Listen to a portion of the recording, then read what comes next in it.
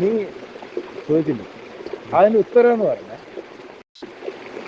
കേരളത്തിലെ ഏറ്റവും കൂടുതൽ കടൽ തീരമുള്ള ജില്ല എന്ന് നമുക്കറിയാം. കണ്ണൂരാണ്. കണ്ണൂർ. ഏറ്റവും കുറവ് കടൽ തീരമുള്ള ജില്ല എന്നറിയാം, കൊല്ലം ജില്ലയാണ്. കൊല്ലം. എന്നാൽ അതിലുള്ള വിരോധാഭാസം എന്താണെന്നറിയാം, ഈ കടൽ തീരം കൊണ്ട് ഏറ്റവും കൂടുതൽ സമ്പത്ത് ഉണ്ടാക്കുന്ന ജില്ല, അത് ഏറ്റവും കടൽത്തീരം കുറഞ്ഞ ജില്ലയാണ് കൊല്ലം ജില്ല. മനസ്സിലായോ? നീ ഇങ്ങനെ തോട്ടും കയറുന്ന വെള്ളം അടിച്ച് ജീവിതം പാഴാക്കേണ്ട ആളല്ലടേ. എവിടെ എത്തണ്ടായിരുന്നു?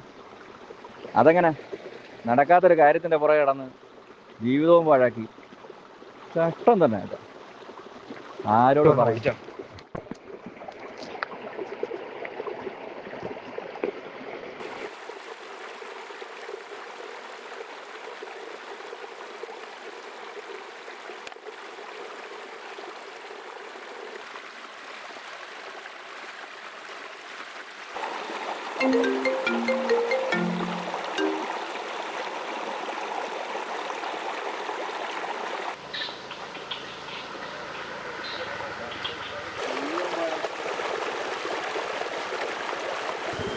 എന്തേടെ സുനിയണ്ണ നിങ്ങള് വിളിച്ചാലും ഫോൺ എടുക്കൂല? നിങ്ങൾ ഫോൺ നോക്കിയാണ് എത്ര തവണ വിളിച്ചെന്ന്?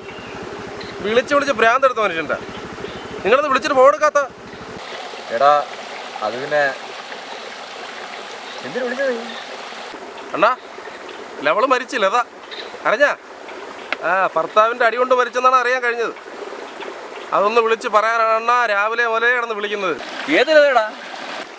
ആ ലത തന്നെ, മുരളിയുടെ ജീവിതം കൊഞ്ഞാട്ടയാക്കിയ ലത. ഒരു നാൾ മുരളിയുടെ എല്ലാം ആയിരുന്നു, പിന്നീട് വേറെ തന്നെ ഭാര്യ ആവേണ്ടി വന്നമായിട്ടുള്ള ലത. ഇനിയെങ്കിലും നീ ഒന്ന് പൊട്ടിച്ചിരിക്കടേ മുരളി.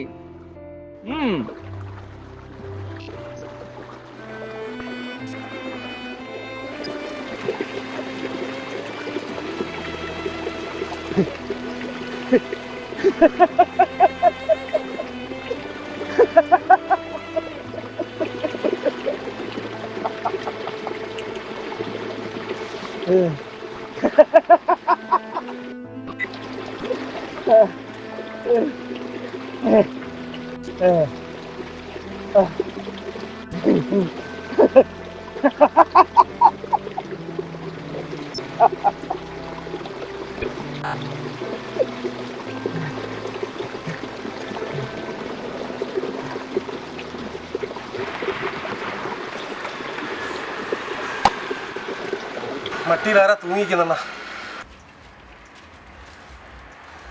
ആര്?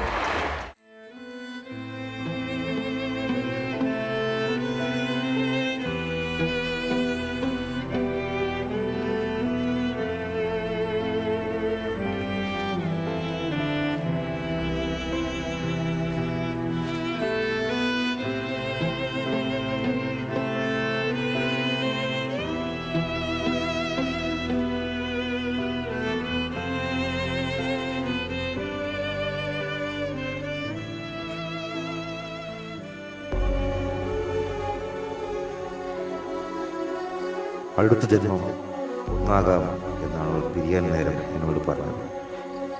സമയമായി. പ്രിയപ്പെട്ടവരെ, എന്നോട് ക്ഷമിക്കുക.